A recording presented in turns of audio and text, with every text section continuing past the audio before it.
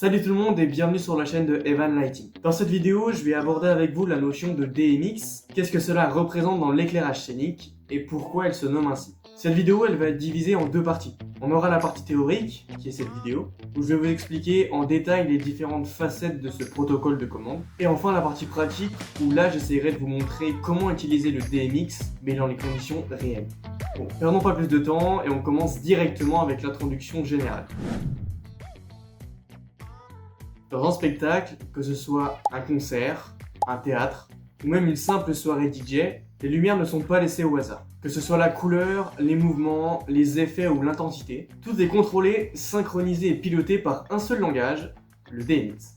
Le DMX 512, ou Digital Multiplex, est tout simplement le protocole de commande universel pour gérer les éclairages ou encore les effets. Il permet à une console, qu'elle soit physique ou sur ordinateur, d'envoyer des ordres à des objets connectés. Des projecteurs, des lyres, des scanners, des stroboscopes, etc. Mais attention, tous les projecteurs ne se contrôlent pas de la même façon. Dans le monde du spectacle, on va retrouver principalement deux grandes familles de projecteurs.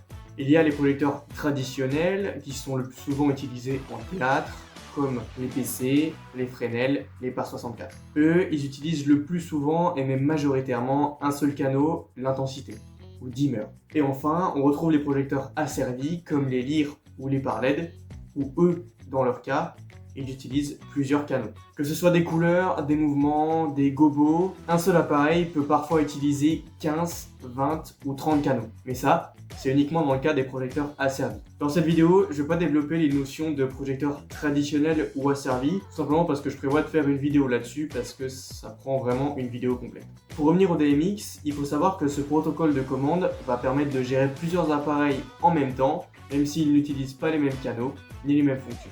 Concernant le DMX 512, on dit 512 parce que dans une ligne DMX, il est possible d'utiliser 512 paramètres, 512 canaux. Et c'est ce qui fait du DMX le standard mondial de l'éclairage. Simple, précis, compatible avec presque tous les projecteurs, du petit événement local jusqu'au plus gros festival international. Pour faire fonctionner le DMX, il faut quelques éléments de base. Tout d'abord, la console. Ça peut être soit une régie de professionnels, comme les grands mâts, soit un petit contrôleur, qui est le plus souvent utilisé par les DJ, ou encore un logiciel sur ordinateur ou sur tablette. Le but de la console, ça va être de générer et d'envoyer le signal DMX. Ensuite, on va retrouver le câblage. Le DMX, il utilise des câbles bien spécifiques, souvent en XLR, 3 broches ou 5 broches. Même si les connectiques ressemblent comme deux gouttes d'eau au câble audio, ils ne sont pas identiques. Tout simplement parce que entre un câble XLR et un câble DMX, il n'y a pas la même impédance. Ils n'auront donc pas la même fonctionnalité. Ensuite, on retrouve les appareils DMX, comme les projecteurs traditionnels, les lyres asservis, les PAR LED, etc.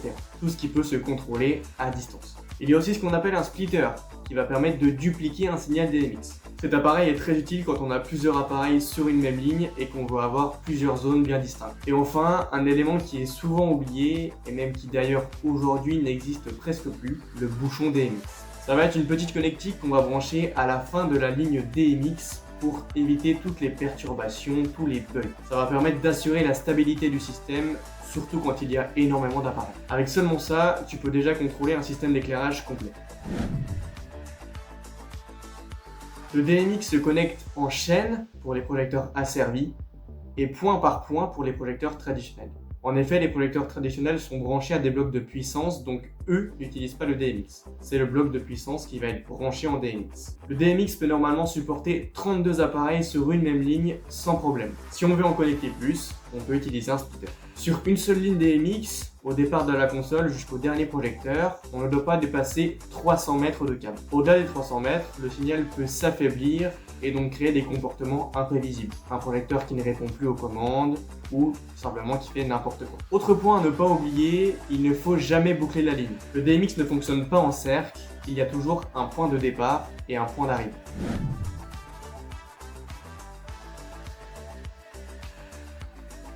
Le DMX transmet les données numériques très rapidement sous forme de valeurs, allant de 0 à 255. Dans le DMX 512, on va donc retrouver 512 canaux disponibles, où chacun des 512 canaux a une valeur allant de 0 à 255, où 0 est la position éteinte, out, et où 255 est la position allumée, dite full. Par exemple, une lyre commençant au canal 50 et ayant 10 canaux de paramétrage utilisera donc les canaux de 50 à 60. Le DMX ne transmet ni d'audio, ni de vidéo, ni de retour d'information. Il envoie simplement des ordres numériques plusieurs fois par seconde.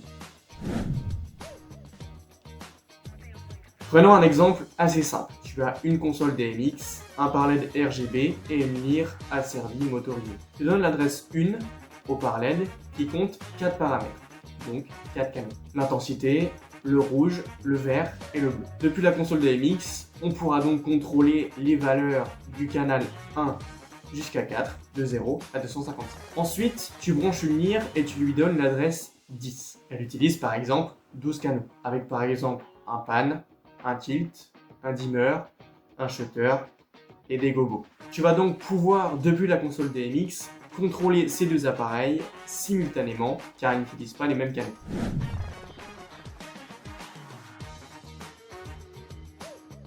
Même si le DMX est encore utilisé partout, il commence malgré tout à évoluer. On retrouve tout d'abord le RDM, pour Remote Device Management. C'est une extension qui va permettre à la console de communiquer dans les deux sens. En gros, les appareils vont pouvoir renvoyer des infos, comme la température, savoir s'il y a quelque chose qui manque, savoir s'il y a un défaut majeur sur une des machines. On retrouve ensuite le ArcNet et le SACL. Ce sont des versions du DMX, mais qui passent par Ethernet, donc via un câble RJ45 ou tout simplement par Wi-Fi. L'avantage, c'est que la théorie des 512 canaux n'existe pas, on peut en prendre beaucoup plus. La transmission se fait par ordinateur, via des routeurs et même sur internet, et c'est très utilisé pour les grandes scènes. Aujourd'hui, on voit même apparaître, c'est même déjà là, le DMX sans fil. Pour les installations temporaires, les événements de courte durée, ou même des endroits où il est difficile de passer des câbles, ce matériel est très pratique. Voilà.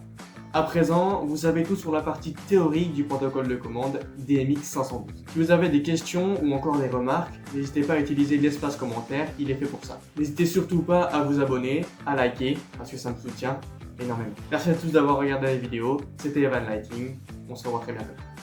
Ciao.